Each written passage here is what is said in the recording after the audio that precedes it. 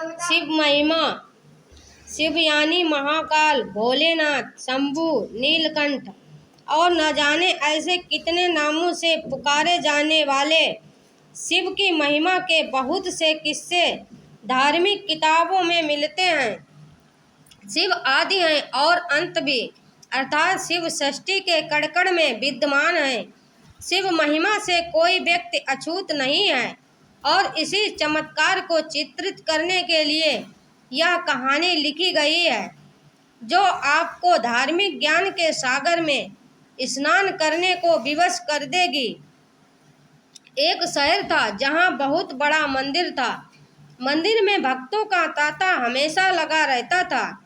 मंदिर के आने जाने वाले रास्ते में धार्मिक सामग्री बिक्री हेतु छोटी छोटी दुकानें लगी होती थी और उन्हीं दुकानों में एक दुकान ओमकार की थी।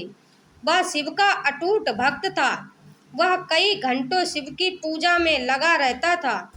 दुकान में वह और उसका छोटा बेटा बैठा करते थे। उसका बेटा कार्तिक, जो कि केवल 8 वर्ष का था। हालांकि कार्तिक दुकान के काम के साथ साथ अपनी पढ़ाई में भी बराबर ध्यान देता था, जिस वजह से वह अपनी सभी कक्षाओं में अच्छे अंकों से उत्तीर्ण होता आया था। ओमकार अपने बेटे से बहुत प्यार करता था। ओमकार की पत्नी कार्तिक को जन्म देते ही दुनिया छोड़ चुकी थी। बचपन से कार्तिक को ओमकार ने माँ और बाप दोनों का प्यार दिया था। कार्तिक अपने पिता का आज्ञाकारी बेटा था। वह घर के काम के साथ साथ दुकान का भी काम संभाल लेता था। उनकी जिंदगी बहुत मजे से चल रही थी। लेकिन एक दिन नगर निगम का ऐलान होता है कि मंदिर परिसर से सभी दुकानें हटाई जाएंगी। इसका सीधा मतलब था, जिसकी स्वयं की दुकान जमीन होगी वही यहाँ धंधा कर सकता था। ओमकार अपने घर में पूजा कर रहा था। जैसे ही उसे यह बात पता चलती है, उसके पैरों तले जमीन खिसक जाती है, क्योंकि मंदिर परिषद की वह दुकान उसकी रोजी रोटी थी और उस दुकान के अलावा उसके पास आमदनी का कोई और जरिया नहीं था। वह तुरंत भगवान शिव के सामने बेसुध होकर लेट जाता है। ओमकार की आंखों में आंसू आ जाते हैं और वह शिव भगवान से कहता है, क्यों दे रहे हो मुझे इतनी तकलीफ प्रभु? क्या मैंने कोई पाप किए थे? कुछ देर बाद ओमकार शिव भगवान के सामने हाथ जोड़कर खड़ा होता है और अपनी दुकान की तरफ भागता है। सभी दुकानदारों को दुकान से सामान खाली करने के लिए 1 दिन का समय दिया जाता है, जिसके लिए लाउड स्पीकर से लगातार सारे मंदिर परिषद में सरकारी ऐलान होता रहता है।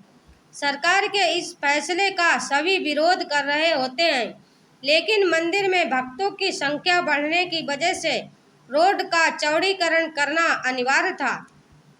हालांकि प्रशासन ने मंदिर से थोड़ा दूर एक सरकारी जमीन में दुकानें बनाने की इजाज़त दे दी थी, लेकिन उन जमीनों को लीज पर दिया जाना था और लीज की रकम लगभग जमीन की कीमत के बराबर ही पहुंच रखी थी, जो कि ओमकार की पहुंच से बाहर थी।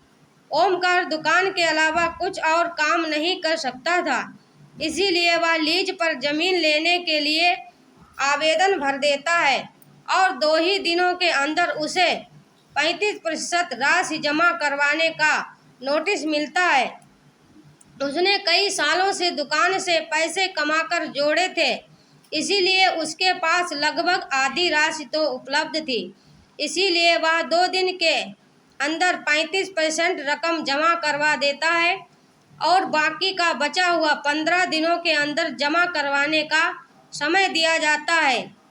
ओमकार अपने बेटे से कहता है कि बेटा, हमें ये जमीन कुछ भी करके लेना होगा।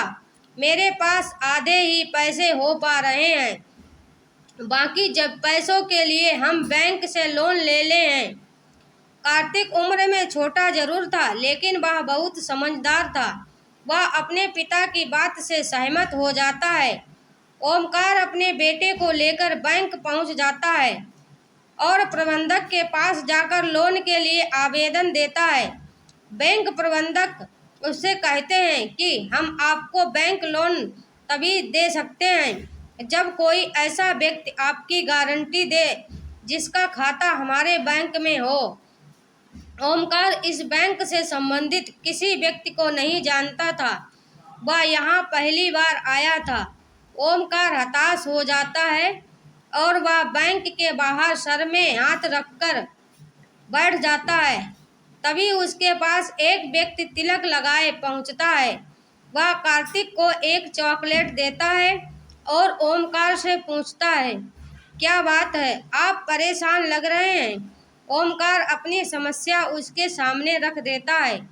तभी वह व्यक्ति कहता है, बस इतनी सी बात है, चलिए मैं आपकी गारंटी देता हूँ, मेरा भी खाता इसी बैंक में है।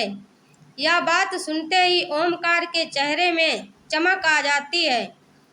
वह जल्दी से अपने कागज लेकर बैंक के अंदर दोबारा चल देता है।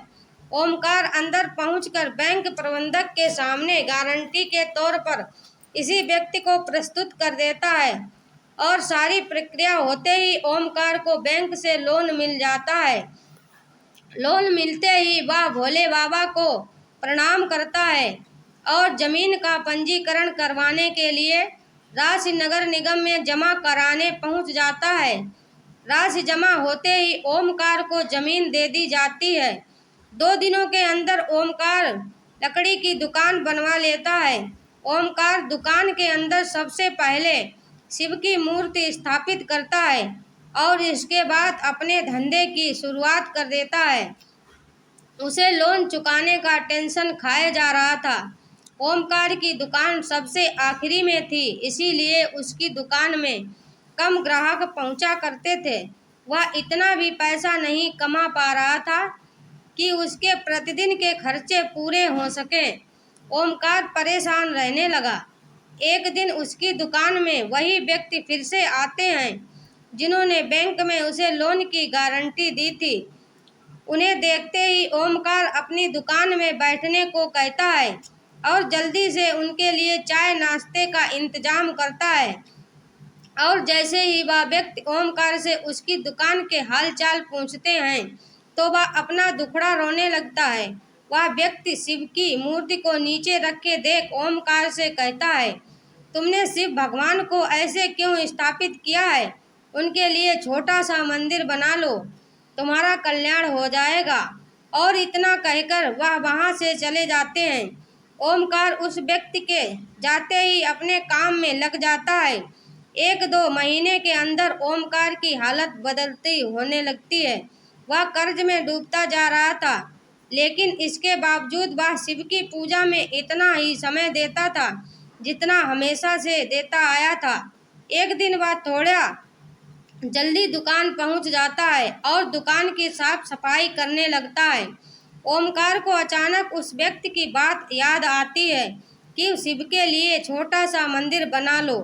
तभी ओमकार कुछ मजदूरों को बुलाकर दुकान के कोने में छोटा सा मंदिर बनवाने के लिए गड्ढा खुदवाने लगता है, लेकिन बहुत प्रयास करने के बाद भी उस जगह पर गड्ढा नहीं हो रहा था। और जब मिट्टी हटाकर मजदूर देखते हैं तो वह दंग रह जाते हैं। उन्हें एक विशाल शिवलिंग का ऊपरी हिस्सा दिखाई दे रहा होता है और जैसे ही वह किनारे किनारे मिट्टी हटाते हुए गहराई तक जाते हैं तो सभी के पसीने छूट जाते हैं, क्योंकि यह कोई साधारण शिवलिंग नहीं था। इसका आकार बहुत विशाल था और इसका पत्थर फौलाद से भी मजबूत था।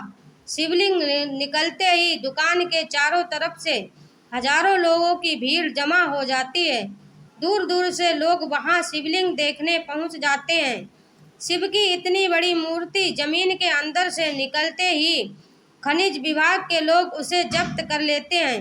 शिवलिंग को मंदिर की संपत्ति मानकर मंदिर में स्थापित कर दिया जाता है, लेकिन मूर्ति निकलने की वजह से ओमकार की दुकान की कीमत आसमान छूने लगती है। सभी ग्राहक उसी दुकान के से सामान लेने के लिए लाइन लगाने लगते हैं। दरअसल लोग उस जमीन को शिव जन्मभूमि का अंश समझने लगे थे। शिव महिमा ने ओमकार का जीवन बदल दिया था। और इसी साख के साथ यह कहानी समाप्त हो जाती है। बोलो हर हर महादेव, जय शिव शंकर।